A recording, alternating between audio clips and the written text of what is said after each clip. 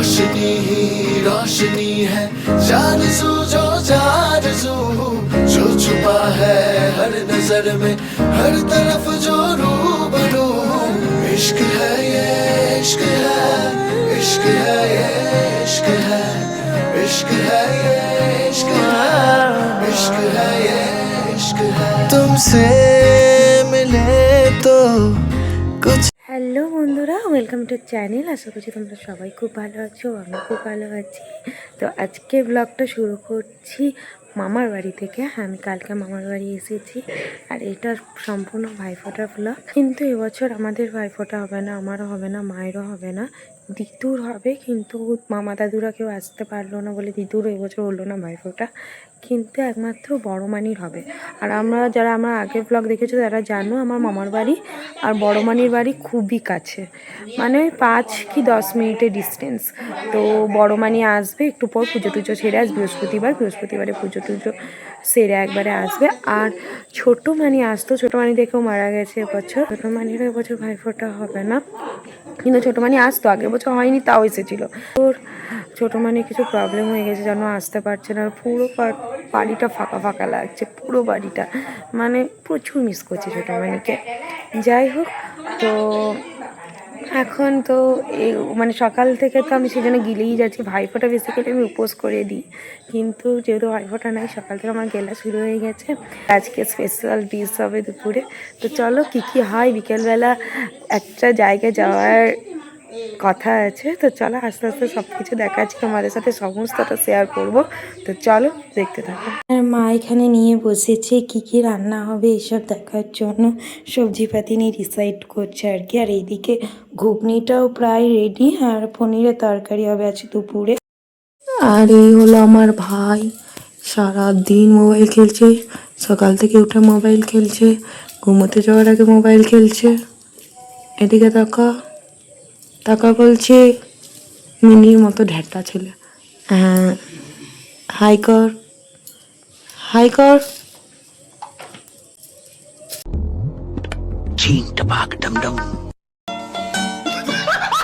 চান টান করে চলে এলাম, চান টান কমপ্লিট।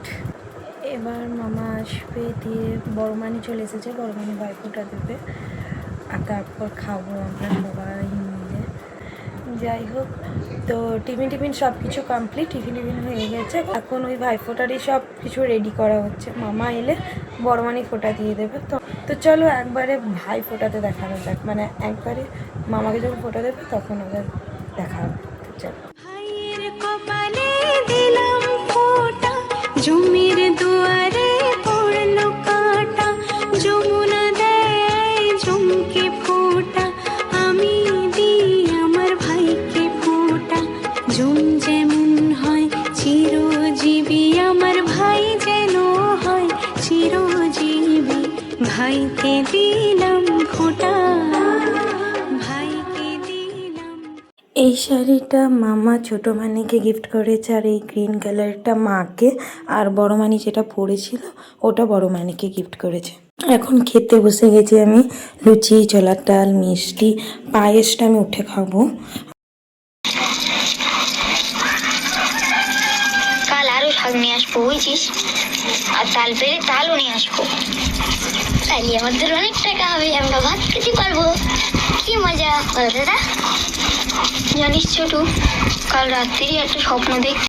তাল নবমী দেখছিলাম, সাচ এ ওয়ান্ডারফুল মুভি। তো অর্ধেকটা দেখি ভাই এখানে চলে এসেছে মাটন করতে, আর মাটন করাও কমপ্লিট। এখন আমাদের লাঞ্চ টাইম, আর লাঞ্চ স্পেশাল ছিল পোলাও আর মাটন। উফ, বাজে বিকেল 5টার মতো। আর এই দেখো মামার বাড়ি গাছে কত রঙ্গন ফুল ফুটেছে, কি সুন্দর প্রত্যেকটা ফুল। এই দেখো খুব সুন্দর সুন্দর গাছ, আগে তো গাছ ভর্তি ফুটতো, এখন এইরকম রকম ফুটেছে। আর এখানে এই হলুদ হলুদ ফুলগুলো ফুটেছে, এগুলো ঠিক কী নাম আমি জানি না। আর এদিকে শিউলি গাছেও আছে। যাই হোক, তো এখন যাব ঠাকুর দেখতে দুবরাজপুরে। এখনও পর্যন্ত কালী ঠাকুর আছে।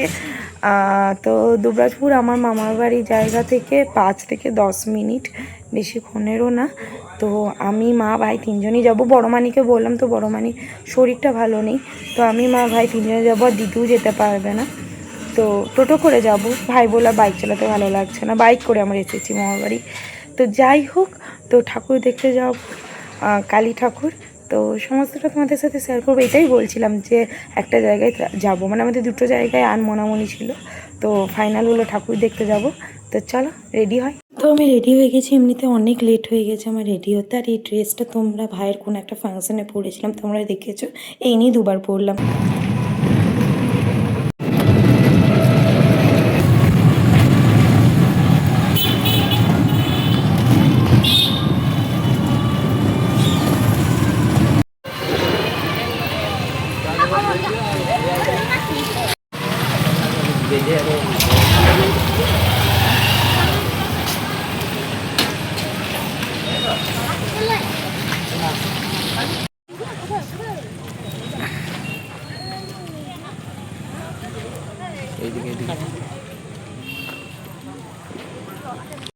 তাহলে ধর না দেখতে পাচ্ছেন এইটুকু আগে দেখতে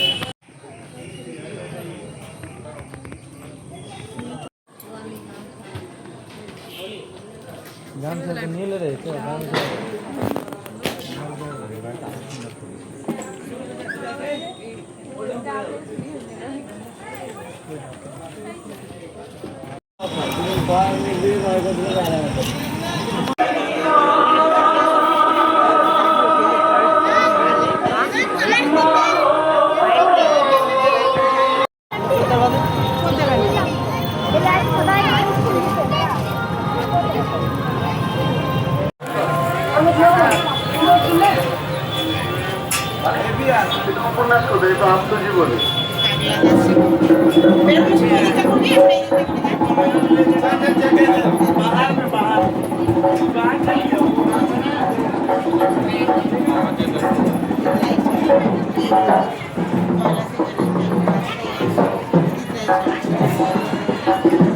तेरे राजा दिलबन तेरे राजा दिलबन জমরে জমরে দিলবন জমরে জমরে দিলবন রাজাই বসে হয় পারি এক নম্বর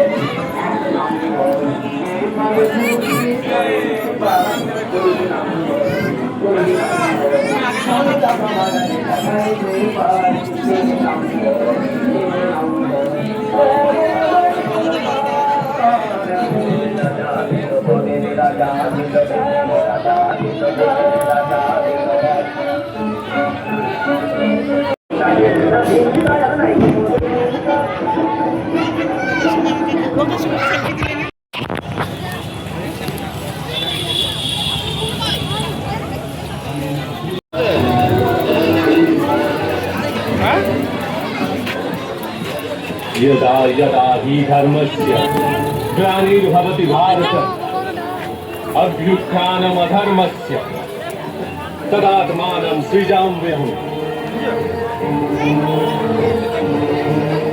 परित्राणाय साधूनां विनाशाय च दुष्कृतां धर्म संस्थापनार्थाय संभवामि युगे युगे। যখনই ধর্মের হানি ঘটে, যখনই অধর্ম বৃদ্ধি পায়, তখনই সৎপুরুষদের উদ্ধার হেতু, অধর্মীদের বিনাশ হেতু আর ধর্মের পুনঃস্থাপনা হেতু আমি জন্মগ্রহণ করি।